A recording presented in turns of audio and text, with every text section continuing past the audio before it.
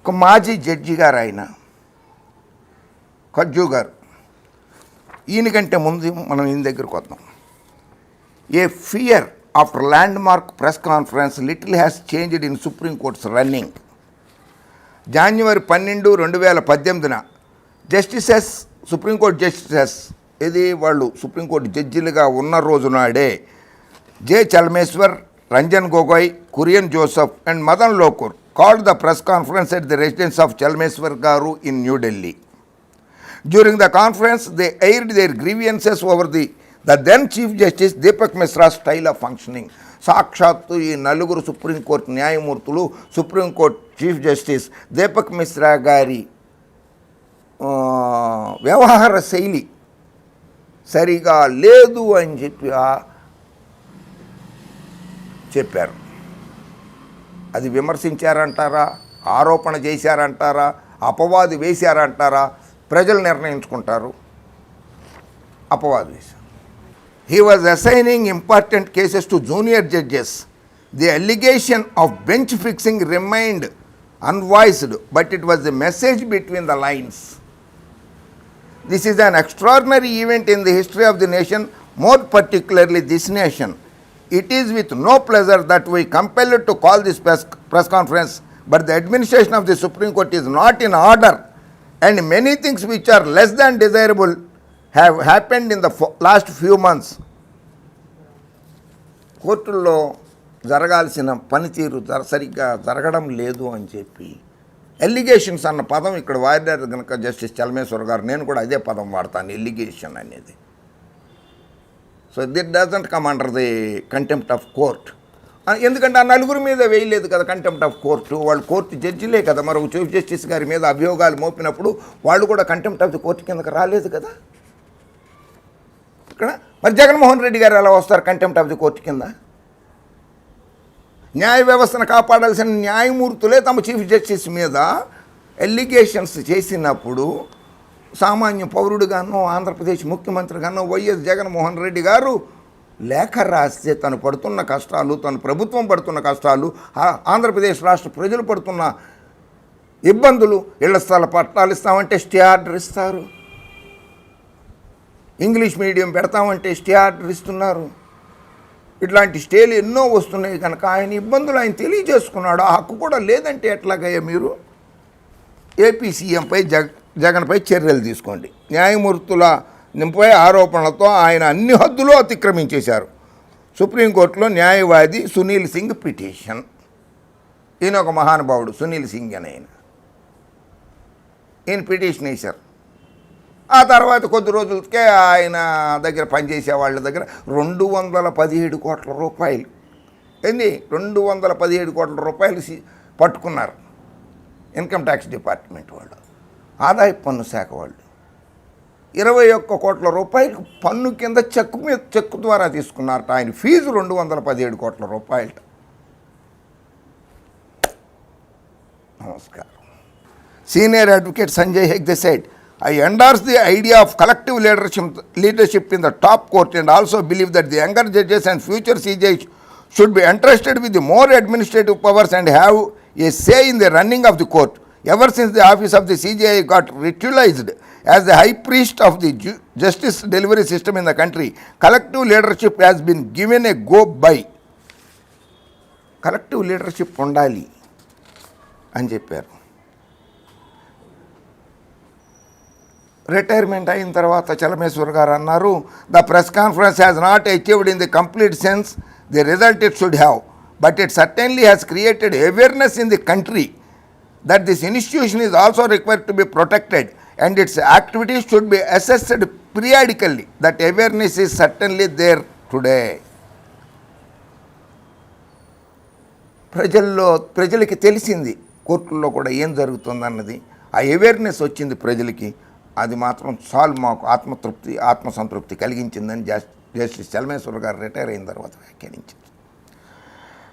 After retirement justice Joseph struck a conciliatory tone. You cannot say that the issues have been completely addressed. It will take some time for the systems to change. Changes were brought in by the previous Chief Justice of India and the present CJI. Is carrying forward. Process of change will take time. న్యాయ వ్యవస్థలో మార్పులు రావడానికి సమయం పడుతుంది అని చెప్పి Kurian Joseph గారు చెప్పారు.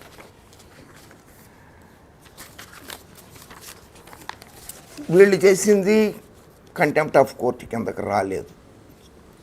సాక్షాత్తు చీఫ్ జస్టిస్ గారి మీదే మరి రాష్ట్రపతి గారికి పంపాలి, వాళ్ళు కూడా పంపచ్చు. అలా కాకుండా ప్రెస్ కాన్ఫరెన్సే పెట్టి చెప్పేశారు కదా. జగన్మోహన్ రెడ్డి గారి ప్రభుత్వం ప్రెస్ కాన్ఫరెన్స్ పెట్టి చెప్తే తప్పు. వీళ్ళు చేసింది రైటా? న్యాయమూర్తులకు ఒక చట్టము, ప్రజలకి ఒక చట్టము, ముఖ్యమంత్రులకు ఒక చట్టాలు కూడా ఉంటాయా? మనకి ఎంత అప్రతిష్టో. In the words of the US supreme court judge justice Benjamin Cardozo, the great tides and currents which engulf the rest of men do not turn aside in their course and pass the judges by. The Supreme Court of India, for better or for worse, has assumed an increasingly proactive role with its judgments encompassing every sphere of the nation activity. ఆ నలుగురు జడ్జిలు regarding finalization of the memorandum of procedure, MOP అంటారు దాన్ని, for appointment of judges which was still pending with the government. అలా న్యాయస్థానాల్లో కూడా ఆలస్యం జరుగుతూ ఉన్నాయి. ఇది నేను చెప్పింది కాదు. జస్టిస్ కడ్జో రిటైర్ అయిపోయారు. ఆయన చీఫ్ జస్టిస్ రంజన్ గొగోయ్ గారి మీద చేసిన వ్యాఖ్య నేను చెప్పను, నేను చదవటానికి నాకు నోరు రావడం లేదు. మీరే చూడండి. ఇది